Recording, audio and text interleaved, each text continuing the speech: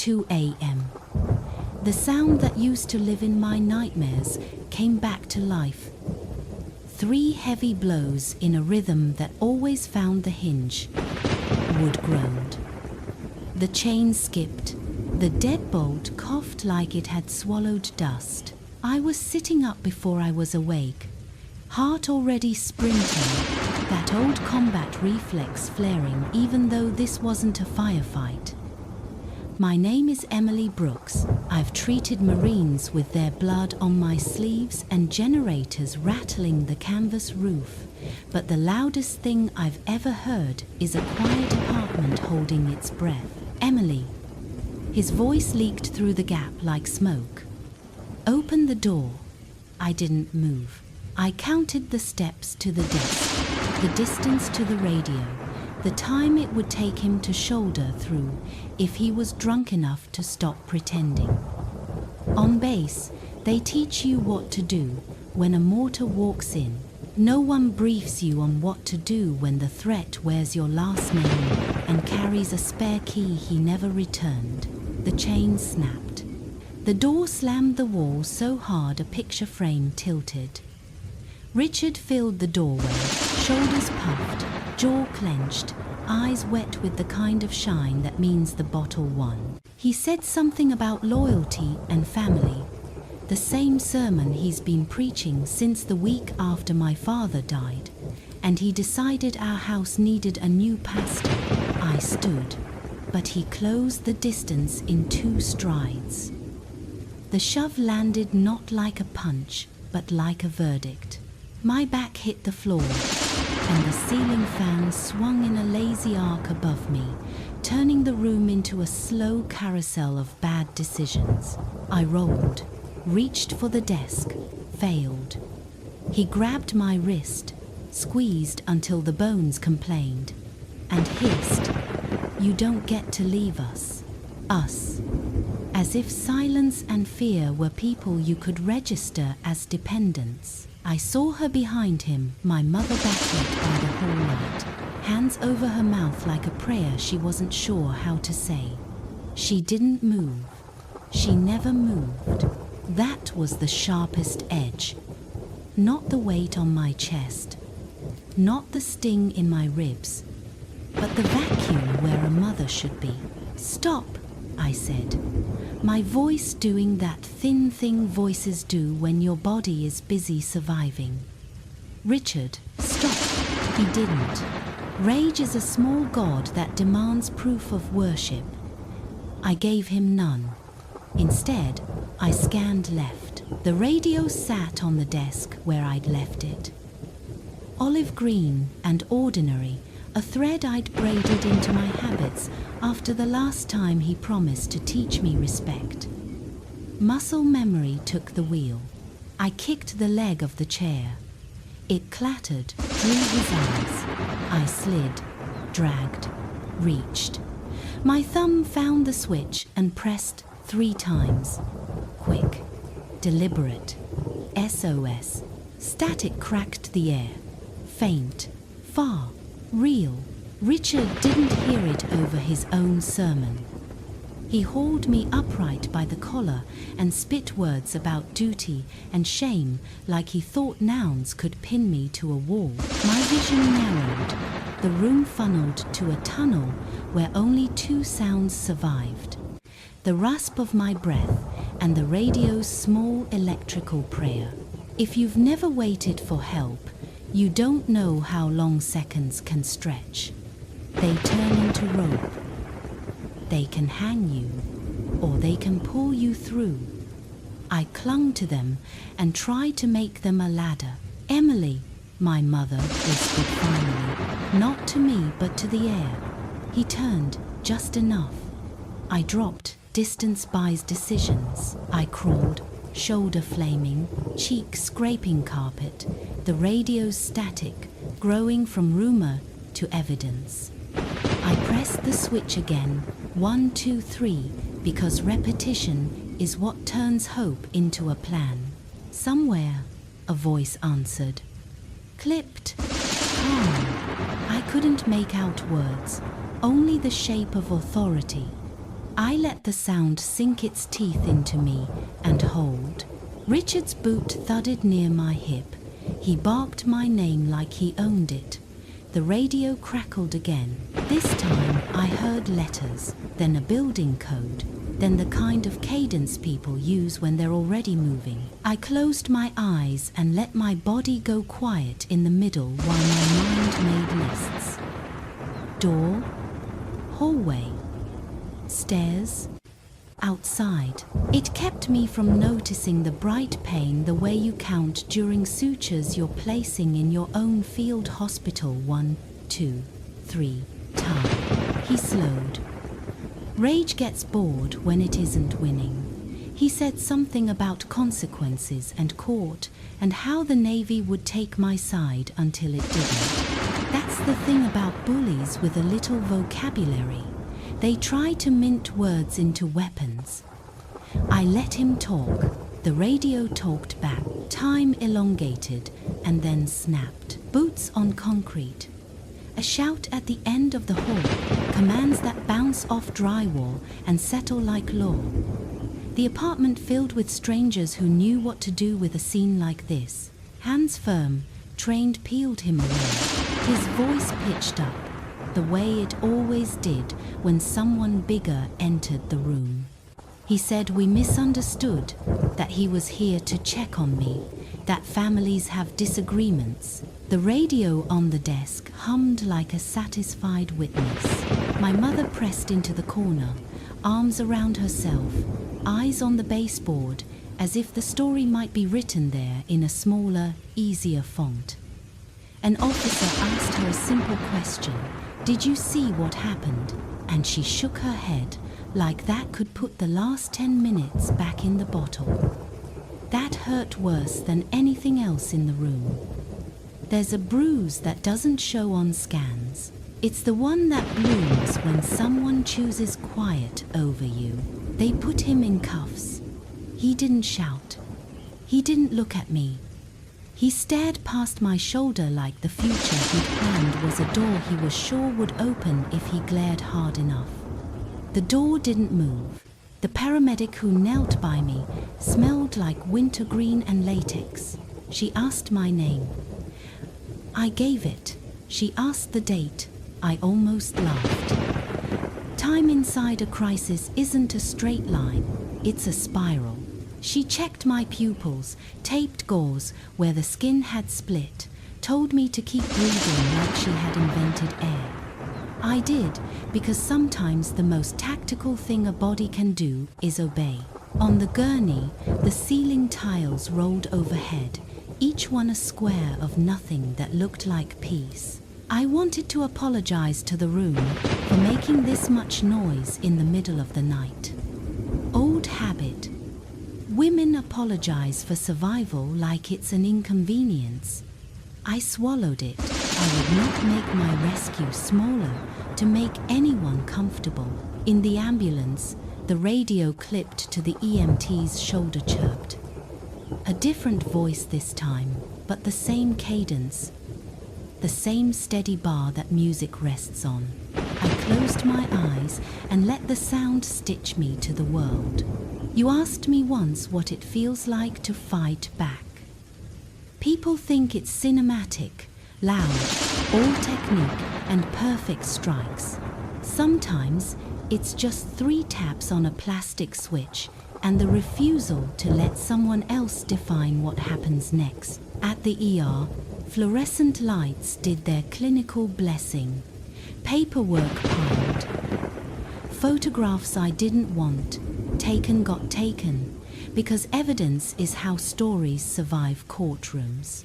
A nurse with a stickered thermos offered water and silence in equal portions. When the doctor asked if there was anyone to call, I said no before I could think of reasons to say yes. I slept an hour, maybe 2. The kind of sleep where your body blacks out and your mind keeps watch. When I woke, dawn had smeared a ribbon of gold across the blinds. My mother sat in a chair by the bed, smaller than I remembered, hands folded like she was trying to hold them still. Her face looked raw, like someone had sanded off the old polite layers. "I thought silence would protect you," she said, voice breaking in the middle. "I was wrong. We didn't solve anything in that room. You don't undo a decade with a sentence." But the words made a crack and light found it. I didn't forgive her then. I didn't hate her either. I let the truth sit between us, like a third presence that wasn't going to leave. Just because we wanted the room back. Outside, sirens dopplered away to other emergencies. Inside, a monitor hummed and counted what it could count. I stared at the ceiling and felt something I hadn't let myself feel in a long time. Space. Not safety yet, not peace, just space. Enough to stretch the idea of a future across and see if it held. This isn't the victory speech. This is the moment before the work starts, the reports, the prosecutors, the depositions, the therapy that teaches your body it doesn't have to live in a crouch. But somewhere between the 3 taps and the sunrise, I understood the thing I'd been avoiding. Surviving a war zone taught me triage. Surviving a home like this would teach me command. I reached for the call button, asked for a phone, and dialed the base legal office. My voice didn't shake. I wrote down the case number they gave me. Then I closed my eyes and welcomed the ache. Pain means you're still here to feel it. That's the first kind of freedom. The rest would come next. I was 9 when the world shifted. 1 minute, my dad was laughing in the kitchen with the radio humming along. And the next, he was gone. A heart attack, they said. Sudden, massive, the kind of word that doesn't leave room for bargaining. After that, the house felt hollow. The music stopped. My mum started drinking her coffee cold, not because she liked it that way, but because she forgot it was even there. Then Richard showed up. He wore pressed shirts and carried himself like someone who thought rules bent around him. He had a confident voice, the kind that made people nod before they thought twice. He brought flowers for my mom and a stuffed bear in dress blues for me. "We're a team now," he said. My mom blushed for the first time since Dad died. That bear sat on my dresser for years. Its stitched smile, staring, a constant reminder of the day someone else planted their flag in our grief. At first, Richard was charming. He told stories about his time in logistics, about discipline and honor. Neighbors liked him. My teachers did too. He laughed at barbecues, carried grocery bags without being asked. To the outside world, he looked like the man who had saved us. But inside our house, things started changing. Slowly, quietly, my mum stopped wearing lipstick. She stopped putting on her favorite red sweater, the one my dad loved. She stopped playing music while she cooked. At first, I thought she was just sad. But then I noticed she'd glance at Richard before answering simple questions. I noticed her friends stopped coming around and she stopped mentioning them. I noticed the way her shoulders tightened when he touched her arm too long. Richard never shouted in those early years. He didn't have to. A look, a pause, a comment said in a voice that sounded like advice but felt like law. "That music's too loud." The radio went silent. "That dress is too much." The sweater vanished. "You don't need those girls anyway." The phone calls stopped. He didn't erase our lives with fists, not then. He erased them with erasers so quiet you couldn't hear the squeak. My mum defended him every time. "He just has high standards, Emily. He wants the best for us." But the best always meant less color, less laughter, less space for me to breathe. And me? I turned inward. At 14, I joined ROTC. I needed something solid, something that didn't change depending on Richard's mood. Every mile I ran, every push-up I counted, every drill I memorized gave me a rhythm I could trust. Left, right. Breathe in, breathe out. Out there, pain meant progress, not punishment. It was the first time in years I felt like I had a choice. At night, I'd lie in bed, staring at that stupid bear in uniform. I'd whisper to myself, "You won't end up like her. You won't disappear." That bear was supposed to be a gift, but to me it was a warning. Richard noticed my training, but he never asked why I stayed late at school. He didn't care. As long as I stayed out of his way, he was satisfied. My mom didn't see the bruises on my shins from running drills in the dark or the exhaustion that pulled at my eyes. She was too busy adjusting her world to fit his standards. Discipline became my lifeline. While other kids went to the mall, I was memorizing field manuals. While they took selfies, I was lacing boots. It wasn't rebellion, it was survival. Every repetition was another brick in the wall I was building between me and the life Richard was trying to carve me into. By the time I was old enough to leave, I knew I wouldn't be coming back. I enlisted, not because I wanted medals or fanfare, but because I wanted freedom. I wanted to prove that pain could be a tool, not a prison. That order and grit could be my escape. Still, no matter how many miles I ran or how many tours I survived, the shadow of that house followed me. His voice crept into my tent on the other side of the world in the form of a message: "Stay out of my house. Interfere again, and I'll come for you too." The desert was dangerous. Mortars and IEDs waited around corners. But nothing froze my blood like knowing he still believed he owned me. That no amount of sand or distance could keep him out. That's when I realized something that shaped the rest of my life. Some wars don't wear uniforms. Some wars live in the silence of a kitchen where the music stopped, in the way a woman glances for permission before she answers, in the stitched smile of a bear that was never meant for comfort. And those wars? They don't end when you rotate home. They follow you until you fight back. Syria was hot, loud, and cruel. The kind of place where every footstep had weight and silence meant something was about to explode. I had settled into that rhythm, the constant hum of generators, the crackle of radios, the way your body learns to sleep with one eye open. It was dangerous, yes, but it was a danger I understood, a danger I could prepare for. What I wasn't prepared for was a message that found me thousands of miles away, inside a canvas tent at midnight. It came through my sat phone, a short text. 10 words: "Stay out of my house. Interfere again, and I'll come for you, too." I read it once, then again, then a third time.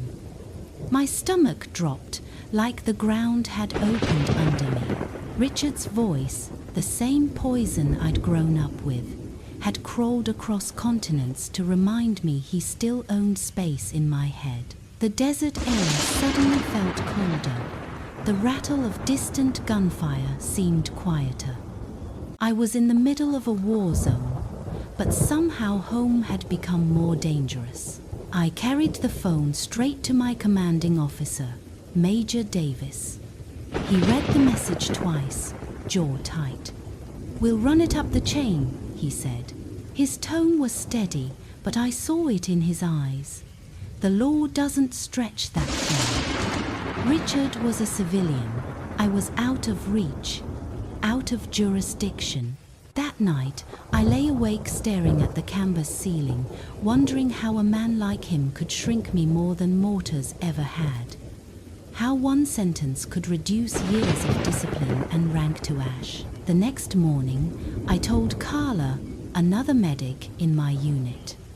She was sharp, fast, and carried humor like a shield.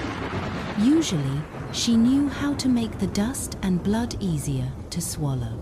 But when I read her the message, she didn't laugh. She sat still, eyes locked on mine. "If he ever comes near you," she said, "he'll have to get through me first." I appreciated that. But it didn't fix the gnawing truth. Richard didn't need to be in the same room to control me. He just needed me to remember the sound of his footsteps in a hallway. The way my mom's voice went small when he entered. His control wasn't geography, it was history. And history has long arms. For weeks, I carried that message like a weight in my pocket. Every time I patched up a soldier under fire, every time I stabilized a fracture in the back of a Humvee, every time I pressed 2 fingers into a carotid pulse, I heard his words, "I'll come for you too." Danger in the field felt cleaner. You can hear it, you can see it, you can fight back. But Richard's danger was different. It was the kind that seeped in through silence, through memory, through a mother's refusal to look you in the eye. I started sending my mom packets, military family resources, hotline numbers, a prepaid phone card. I slipped in a note, "You're not alone." For days I waited, hoping she would use it, hoping she'd break free. The only reply came from him. The message burned hotter than the Syrian Sunday, and it taught me something I didn't want to admit. Some battles follow you no matter how far you run. They don't care about borders or tours or rank. They don't wait for you to rotate home. They find you, and when they do, you realize survival isn't just about body armor and medkits. It's about refusing to surrender the ground inside your own head. That night, I made a promise to myself, whispered into the desert air where no one else could hear. He's not going to win. Not here. Not ever again. Leave was supposed to feel like rest. No generators buzzing through the night. No mortars shuddering the ground beneath your boots. Just silence. But silence at home had never been safe for me. It happened just after midnight. The knock was too loud, too sharp. Then came the voice, low and familiar, slurred by alcohol but razor clear all the same. "Emily, open up." My body went rigid. The locks were already in place, but I knew him. I knew the rhythm of his tempo. One strike, then another, like a battering ram pounding out the seconds I didn't have. The chain gave way with a snap. The door swung wide and crashed against the wall. Richard stormed in, face red, jaw tight, eyes wild. He didn't hesitate. His weight slammed into me, and my ribs screamed. I hit the floor. His hands were on me before I could breathe.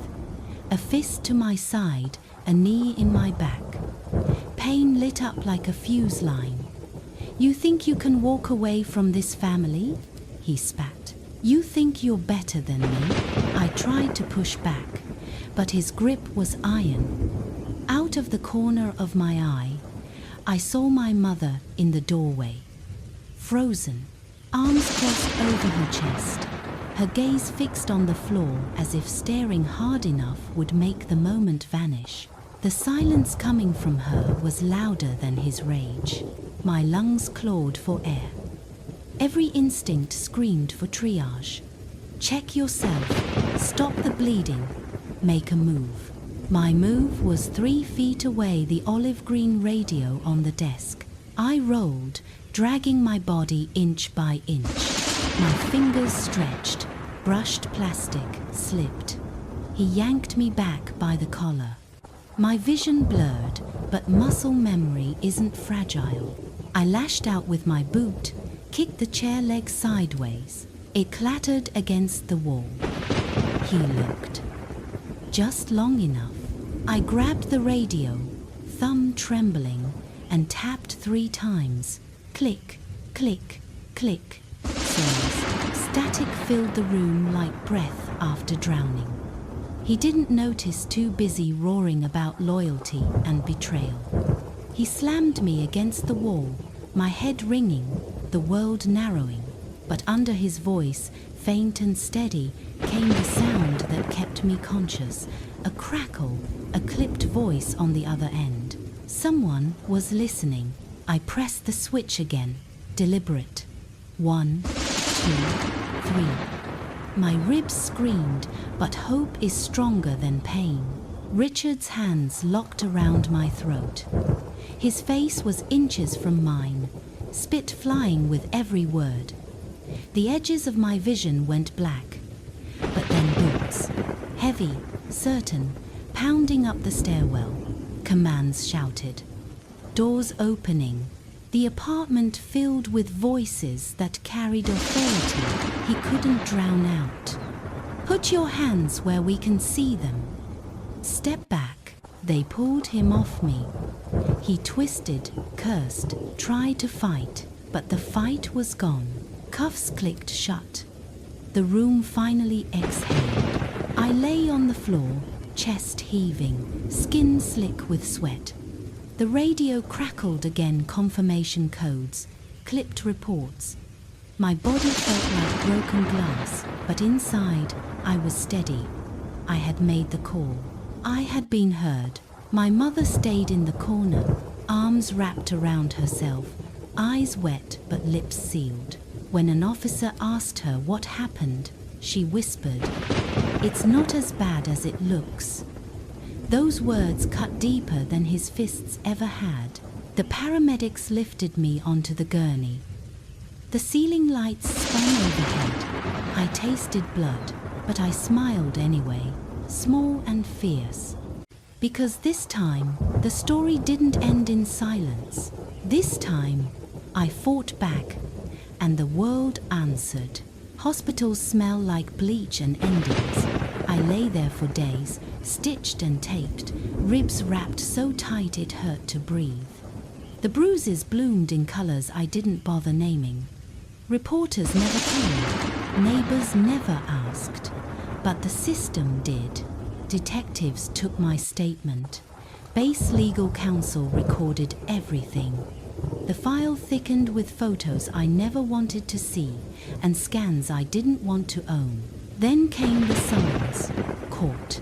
Richard walked in wearing a suit he didn't deserve, hair slicked back, tie sharp enough to cut. He carried himself like he was still king of a kingdom he had already lost. His eyes found mine across the courtroom, and for the first time, I didn't look away. He pled not guilty. He said it was a misunderstanding, a family dispute blown out of proportion. He said I was exaggerating, that I resented him, that I had always been difficult.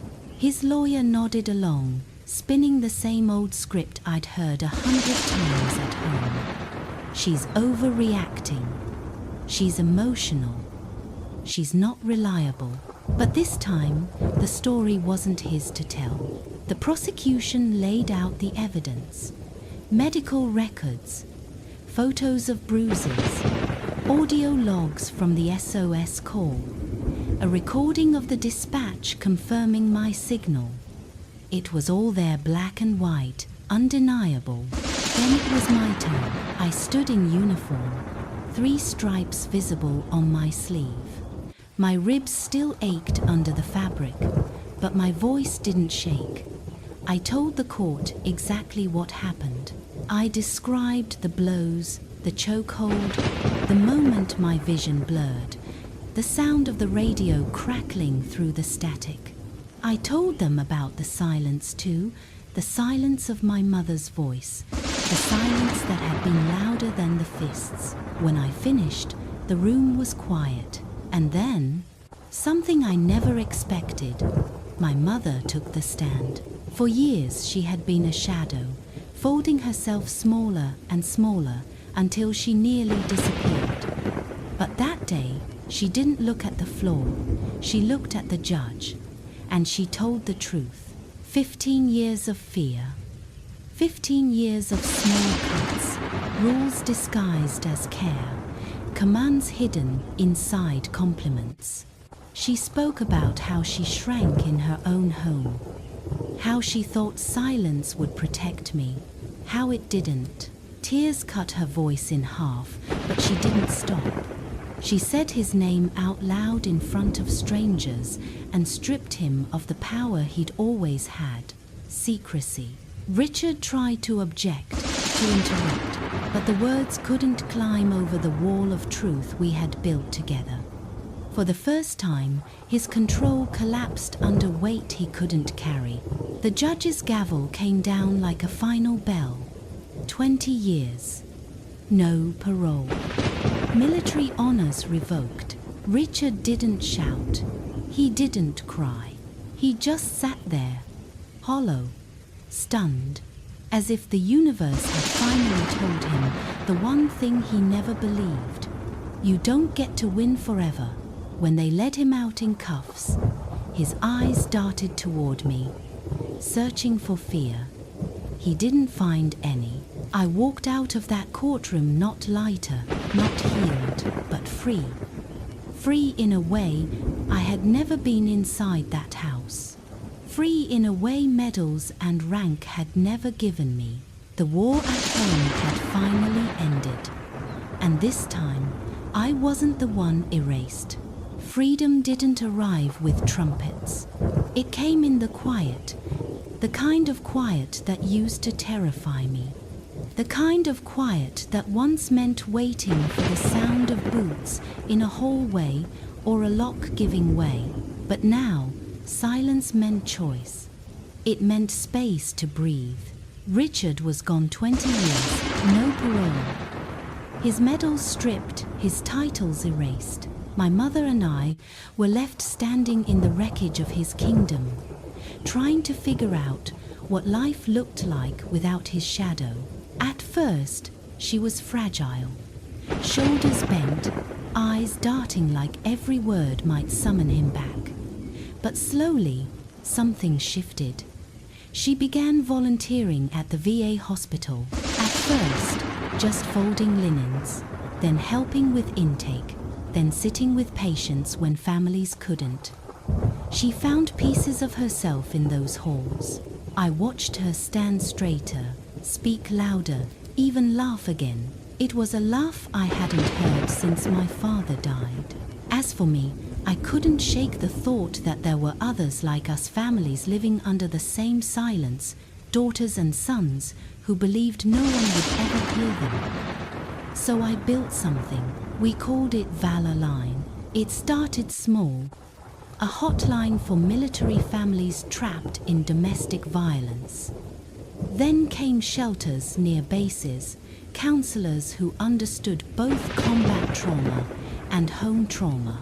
We trained officers to recognize the signs, because the hardest wounds aren't always on the battlefield. The first time the phone rang, I froze. On the other end was a young corporal's wife. Her voice shook, but her story was familiar, too familiar. I stayed on the line, steady, until help arrived. When I hung up, I cried. Not because I was broken, but because someone else wasn't alone anymore. Months later, I stood at a 4th of July parade. The sky was lit with fireworks, and the crowd sang the national anthem. My mother stood beside me, singing too. Her voice cracked, but it was hers strong, clear, alive. People ask me if I'm proud of what I built. I say yes, but pride isn't the prize. Freedom Island. Not the kind you salute with a flag, but the kind you earn one broken piece at a time. The kind that comes when you refuse to let fear fill the silence. I told my story to a new class of Navy medics, their uniforms still stiff, their boots barely scuffed. They watched me, not just as an officer, but as someone who carried scars they couldn't see. I could give you protocols and numbers, I told them. But the hardest wounds you'll ever face are the ones silence hides. And the first step to healing them is speaking out, even if your voice shakes when you do. When I walked out of that room, the air felt lighter. Not because the story was finished, but because it no longer lived in the dark. Maybe one person in that room needed to hear it. Maybe all of them. Either way, the message was clear. Freedom doesn't always come with fanfare. Sometimes it comes quietly, like breath after drowning. And once you claim it, no one can take it back. Sometimes the battles we fight aren't on foreign soil. They're right here, behind closed doors, hidden in silence. Emily's story isn't just about surviving. It's about reclaiming your voice, breaking the cycle, and proving that freedom is something you choose every single day. And maybe that's the takeaway for all of us. No matter what silence you've been trapped in, no matter who tried to write you out of the story, your voice matters. Your truth matters. You matter.